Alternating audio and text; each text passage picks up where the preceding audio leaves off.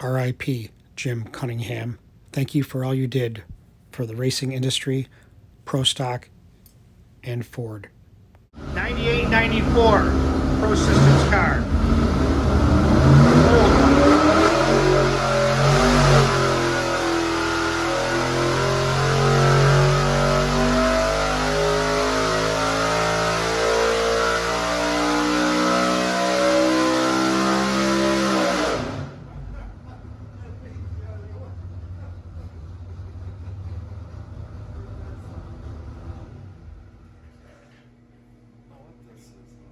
What's up, guys? Tim also with DragBoss Garage. Welcome back to the channel for another controversial episode. I figure this is going to ruffle some feathers, so I said I might as well get it up there. I'm pretty much, damn tired of hearing guys comment that the Ford 351 Cleveland cylinder head is a copy of the Big Block Chevy head. You know what? It ain't a copy. So get that through your head, because I'm about tired of hearing it and answering comments about it. So think about this. Here's a $100 bill. If I copy this, is it going to come out looking like this $1 bill? No. It ain't a copy. Are they similar? Yeah, they're both similar. They're both cylinder heads. They both make great power, and they bolt on an engine. These are both U.S. currency, right? They have the same paper. They have pretty much the same colors, some differences. They have some of the same words, the same thickness, the same size. But that's about where the similarity ends. You ain't going to get much for either of them nowadays. So I figured I'd make this video, dispel the rumors and all the controversy that I keep constantly hearing about.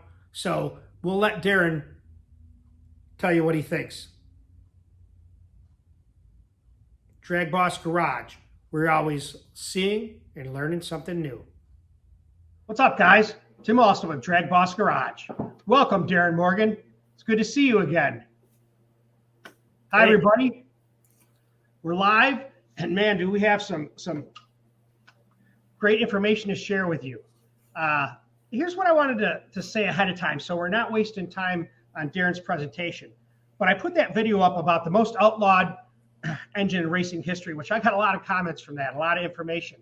But one thing that came up that was commonplace, it seemed, and I think we should dispel this, or at least educate people that don't know this, is the difference between a 351 Cleveland 4-barrel head and a Chevy Big Block Chevy head. So I asked Darin, I said, look, maybe you can say a few sentences on this so we can put it out on video so I don't have to keep explaining to people the difference and that it's not a copy. It's kind of hard. They're more unalike than they are alike. Interesting. Actually. I mean, I look at it and I say, well, look at the valve angles are different, right? Oh, yeah. Okay. Absolutely. I look at the standard Big Block Chevy is 26, where you got 10 degrees on a Cleveland, and plus you've got rotation of the valves on a Cleveland, where you have a little bit in a Big Block Chevy, but not much. So what you're saying is that a Cleveland has way more cant than a Big Block Chevy. Valve cant, correct? They're about the same in that regard. Okay. But the valve positioning and port positioning and valve everything's different. I mean, I don't even know how anybody could draw a similarity between the two, to tell you the truth. How? What about the intake ports? Aren't Cleveland symmetrical? Yes. Aren't Pro Stock heads symmetrical? Yes. Okay. Why aren't they asymmetrical like a Big Block Chevy? I mean, the port layout we use is identical to the port layout of a Cleveland cylinder head. There you go. So there is a difference between a Big Block Chevy and a Cleveland. We don't need to waste any more time on it. We kind of got it right there. So one of the things that I saw, we're going to talk about the new Ford Pro Stock engine, which Darin helped design the heads, maybe the intake. He's going to enlighten us on that. And the car was just ran, or the engine was just ran in a Econo dragster.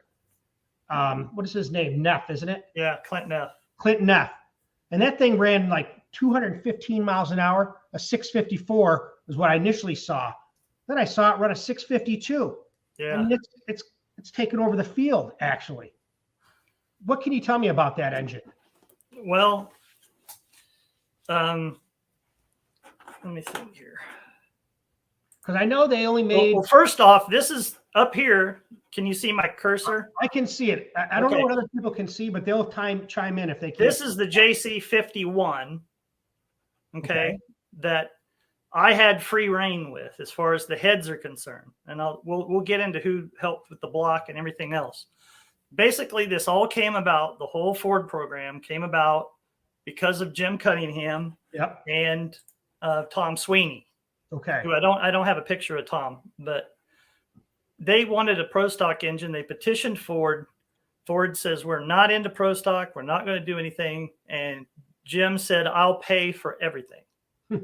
And actually, it came about that Ford actually volunteered FEA later on in the project, finite element analysis for the block. And I'll show you all the things that came out of that. Okay. But Tom Sweeny was instrumental in the block design.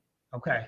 And other things as well. But the cylinder heads, this is the only time I don't even know if there was ever been a time when a head guy like me can come in to the Ford engineering facility and just say, I want this and I want it this way. And they actually not only did it that way, they actually, when you work with engineers, it's like they bring up things you haven't thought of yet, like the boss structure. And I'll show you how when we stress the head in FEA, why it's structured in the way it is.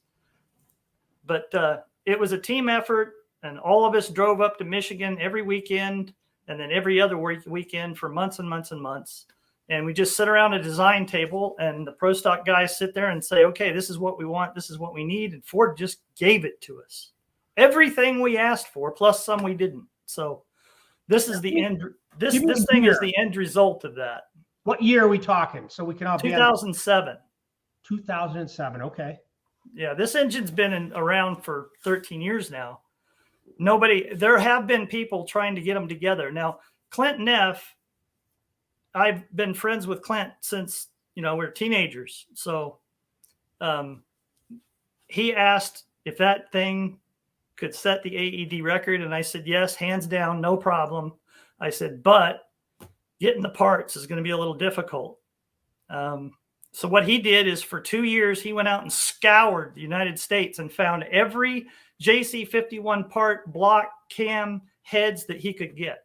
And he has the original 10 or 5 sets of heads that are exactly the way we cast them at Profiler, which is slightly different than they are now, which is a whole different story we won't go into. So you were working at Profiler then when this came down. Okay. We actually, at Profiler, I often said that you could get the raw ingot in the back door and ship the finished head out the front.